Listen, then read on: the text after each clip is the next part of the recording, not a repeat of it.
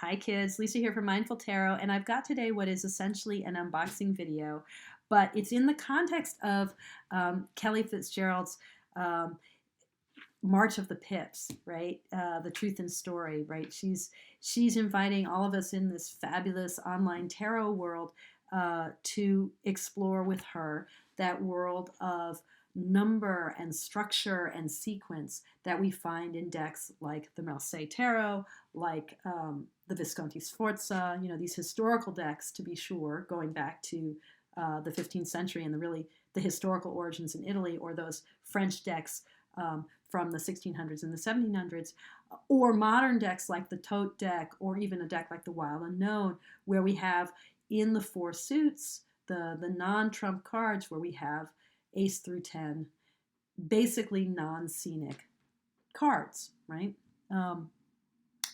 What's that all about, right? Let's dive into this together. For me, I have been collecting historic decks and other pip decks for about a year now, and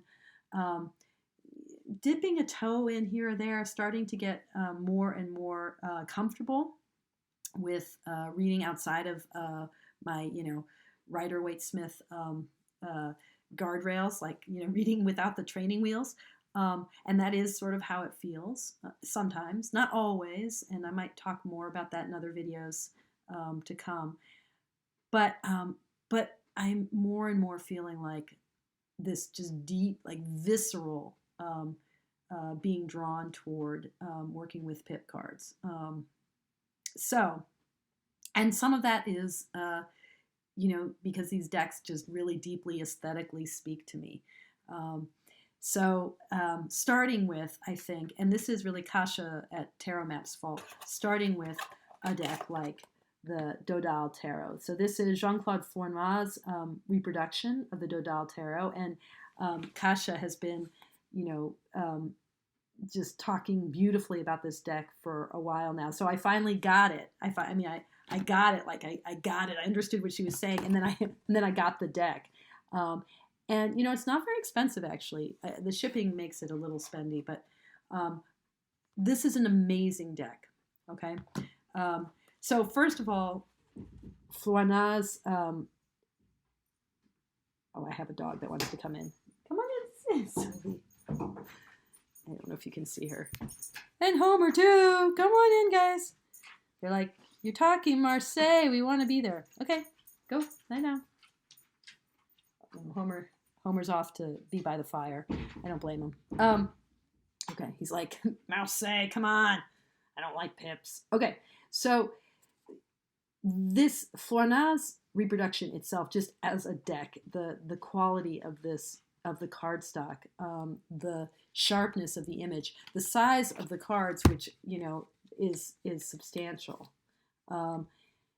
the slight rounding of the corners with that very sort of historical feel. It's just beautifully done, right? It's just a beautiful deck. And then the Dodal Tarot itself. Now, the thing about the Dodal Tarot, I'm realizing that light is an issue here. Let's see if I can get a little bit better. Okay. The thing about the Dodal Tarot is people talk about Tarot de Marseille type 1 and type 2. When we think of the Tarot de Marseille, we think about the Conver Tarot, the 1760 deck. And we think about that because that's the deck that the 18th century French esoterists used when they and the 19th century when they got into the sort of esoteric reimagining of what tarot was about. So the Marseille Tarot that we think of as the quintessential Marseille Tarot, it's the Conver type. But Dodal is a Tarot de Marseille type 1, and I'm only now just beginning to explore the differences between type 1 and type 2. And there are a number of minor differences. One, sort of differences in the depiction of the characters, of where they're facing, with how their hands are, what other details. In the Conver Tarot, the unnumbered trump, the zero trump of the Fool is Le Mât, but in the type 1 tarot, it's le fol or le fou.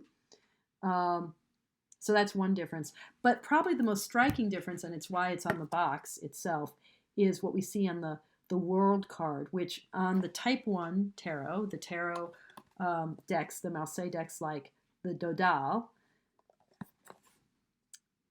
the figure in the center of the wreath is Jesus, as opposed to the woman that we're accustomed to in our Rider-Waite-Smith world, in our world where Convert tarot is the tarot that we know and we love. So all of the Marseille tarot decks that we're probably most familiar with, that are probably the most common, easily purchased, the Jodorowsky tarot, the CBD tarot, these are versions of the Convert 1760 tarot. Okay. The Dodal tarot actually is not that often reproduced, and there isn't a mass market version of it, but there was. So between 1977 and 2006, I believe, and I'm getting that information off the internet, but prior to 2006, U.S. Games produced this deck called the Tarot of Marseille. Now, I got this off of eBay. This deck is a version of a mass market version of the Dodal Tarot with English titles. So it's, I'm just going to get the King of Deniers here so you can see. This is Flornoy, and this is the image. Oops. One of these days I will learn left from right. Okay, so this is the US Games, and this is the Flornoy, right? If you look at the ISBN, and I'm thinking that this version of it is probably an early 2000s version. Again, I got it off of eBay, and I got it for a good price. I mean, it was like a really good price, like $30 or something. But if you type in that ISBN into Amazon, you'll see that US Games still seems to be printing this deck. But after 2006, they replaced this Dodal reproduction with a reproduction of the Convert. So what you'll now see is something called the Convos Tarot de Marseille. Convos is a combination of Convert and then the name of whoever the modern restoration person is, like CBD Tarot is the Convert Bendove, because it's Yoav Bendove's version of the Convert Tarot. So the US Games does the same thing, and they have the Convos Tarot. This bad boy I got on eBay, and I got it. I got it because I wanted to have, I love my Dodal so much that I haven't been like wanting to really read with it. I'm like, I just wanted to love on it, you know? So I was like, okay, I want to get a mass-produced one. And I saw that this existed, and I was like, hubba, hubba, hubba. So it's printed in Belgium. Now, one thing we know is that US Games, I think, so yeah, between 2000 and 2000, I mean, they start printing stuff in Belgium in 2000, I'm going to say. No, maybe 1995. Anyway, I'm saying this is early 2000s, this version of it. One thing that's funny is, you know, this deck that I wanted to get so I'd have something to play with that wouldn't be as like yummy, yummy, love on, protect as my Flornoy. It's probably more collectible than the Flornoy because the Flornoy is still in print, but this is not. And I got it sealed. So I have this dilemma. It's happened to me a few times where I get a deck that I really want to play with that's kind of collectible, and I get it sealed, and then I'm like, oh no, should I break the seal? And it's always a dilemma because I'm kind of a collector and I'm kind of not a collector. But what I decided is that if I make a YouTube video about it, it's kind of like having my cake and eating it too, because I can have it sealed in the video and then I can do an unboxing and open it up. So that's what I'm going to do. All right, here goes. Ooh, this is exciting. Oh, okay. No turning back now.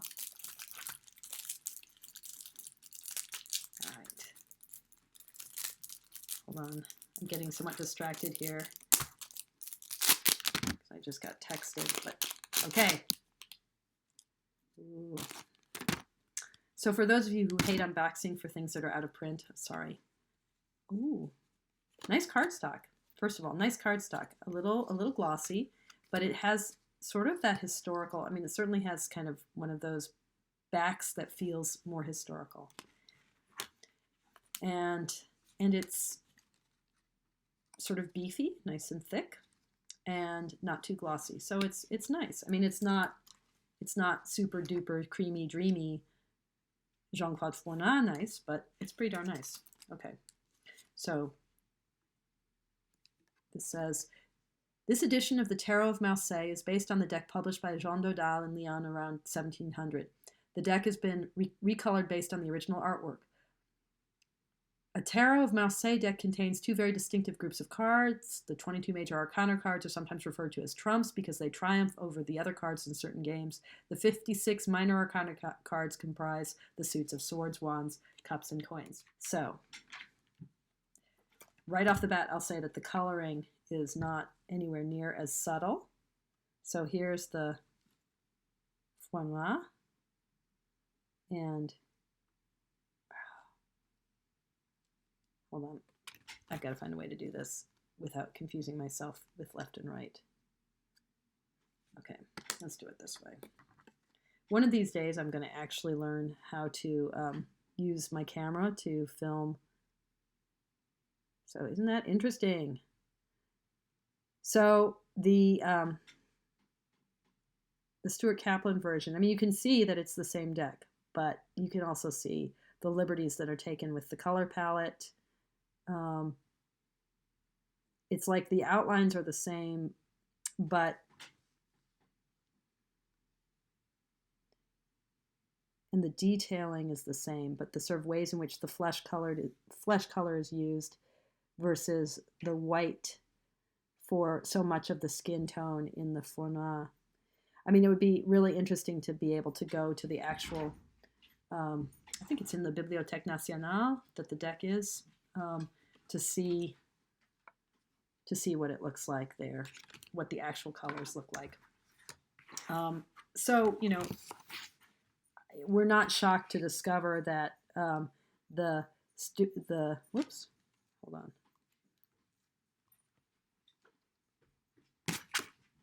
Where is my papers? Okay, here we go. We're not shocked to discover that the US Games version, you know, which calls this la princesse. Okay, so like, is that a typo? I think there's some real debate about what princesse means, whether it's a typo or not. But you know, it's called the High Priestess here. Let's see if we can get the detail of the face. So I'm not going to do a full flip through. The coloring of the skin, the flesh tones of the skin is sort of depressing. I don't like it, in other words. But let's go to the, you know, you sort of lose, like here's the world. You sort of lose the complexity and subtlety of the coloring in the Flornoy version. So, you know, you've got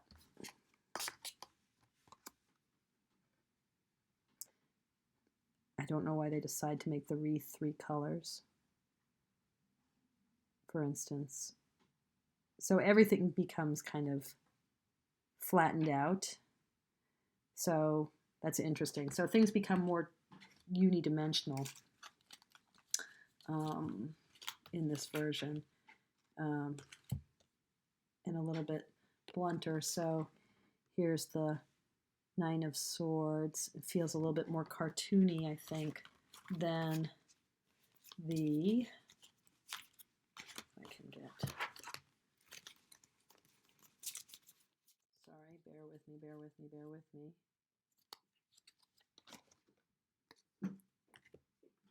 You know, it's sort of the ways in which white is used in the Flornoy versus the heaviness of the coloring. Oops. The heaviness of the coloring in the Stuart Kaplan version. Plus, you know, things are regularized in a way that they're not in the Flornoy. I mean, not just the English lettering, but looking at the Roman numerals. So the sort of you know, way that 9 is written in the Stuart Kaplan, the more modern Roman numeral use. Okay, so there we have it, folks. I like the cardstock. The coloring is yucky. And I think that's, yeah, the coloring in the coloring is gaudy, I would say. Oh, I've got everything's catawampus now. You know, sort of case in point might be the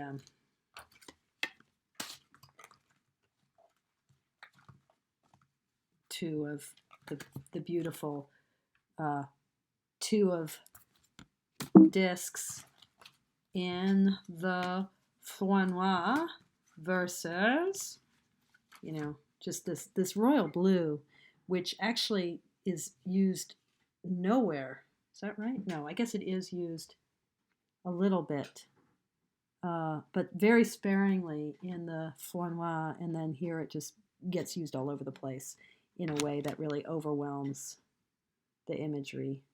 So the imagery gets really bogged down. So there you go.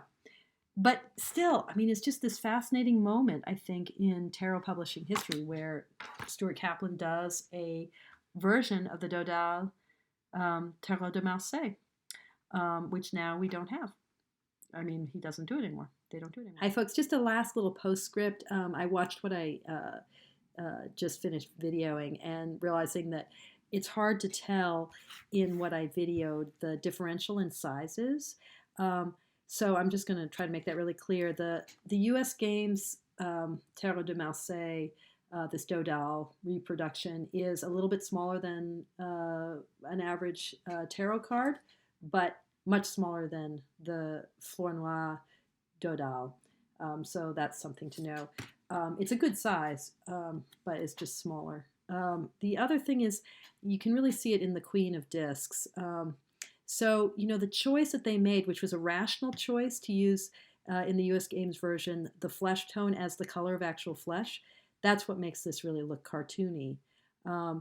And they regularized features wherever it seems like the intention was to be more rational in the coloring and to regularize features, which is why, as I noticed in rewatching and then put into my little subtitles, the tip of the 9 of Swords, the sword, in the Dodal, it's all ragged, like it's been, you know, rubbed down and used in battle, and now is all shredded from the fray. And if you think about the 9 of Swords and the ways in which that can be a card that represents a kind of inner turmoil in the Rider-Waite-Smith system, and here is at the end of a kind of trajectory of mind and discernment and a certain kind of critical engagement with the world. The 9 of Swords is at a place where, you know, there's been a lot of effort. And so to have that one piercing sword frayed at the edges is really interesting. But in the Stuart Kaplan version, the 9 of Swords is completely intact and pristine. It's like they regularized what they saw as a flaw. And here, you know, that regularizing affects the color. So the color of flesh becomes the color of skin rather than, as it's used in the Flornoy, the flesh color is actually an accent color. So if you see here, right, the flesh color is the color of, you know, part of the throne and part of the gown, right?